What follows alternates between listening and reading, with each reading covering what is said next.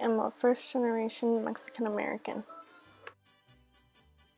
I was born here in America and have adapted to the American culture per se. And I'm Mexican because my parents are from Mexico and I have developed their Hispanic culture from what they have taught me. That alone is one thing that has shaped my identity into who I am.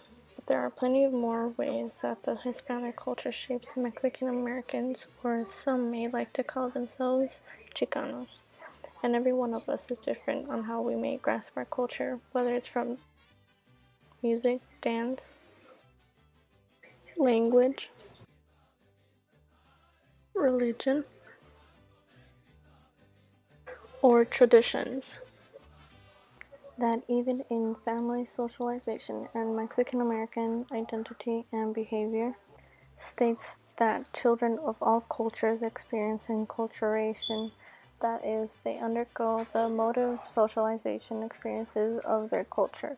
These enculturating experiences lead to the development of living skills, behavior, competence, and values, as well as to a cultural identity. But it's hard trying to fit in a place that sometimes doesn't feel fully like home, or at least in this case, a second home. In the article Family Socialization and the Ethnic Identity of Mexican American Children, it had said that ethnic self-identification is the categorization of self as a member of one's ethnic group. But what if we don't consider ourselves just from that one category? The reason for some people consider themselves Chicanos isn't because they may live from Chicago, if that's what you're thinking. It's actually because they don't consider themselves ni de aquí ni de allá, which means not from here, but not from there either. And it's just as hard for us to fit in Mexico. Just like in the CNN article, My Mexican American Identity Crisis by Ruben Navarrete. He starts off kind of uncertain of himself on how he should identify, either Mexican, American, or Mexican American. He says in the article that he went to Mexico City, and when he got there, there was two immigration processing lines, one for Mexicans and another for foreigners. And his friends usually call him a Mexican, which made him confused on which line to get into.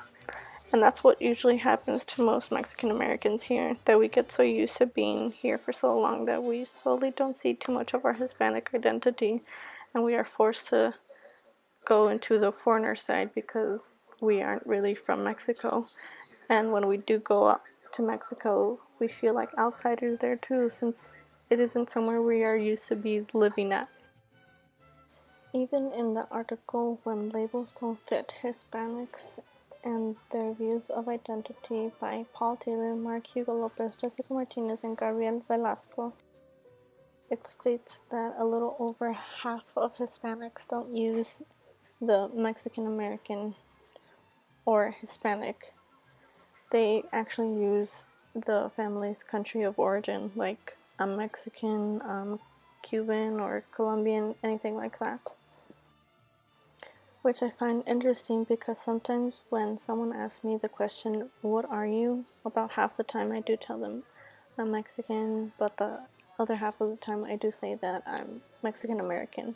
And when I saw that it said about how Hispanics come to the U.S., about 72% of them say that the U.S. is better for raising children than in their own home country, when all my life my mom has told me the story of how she wanted to bring us here so we can have a better life than what she had when she was in Mexico.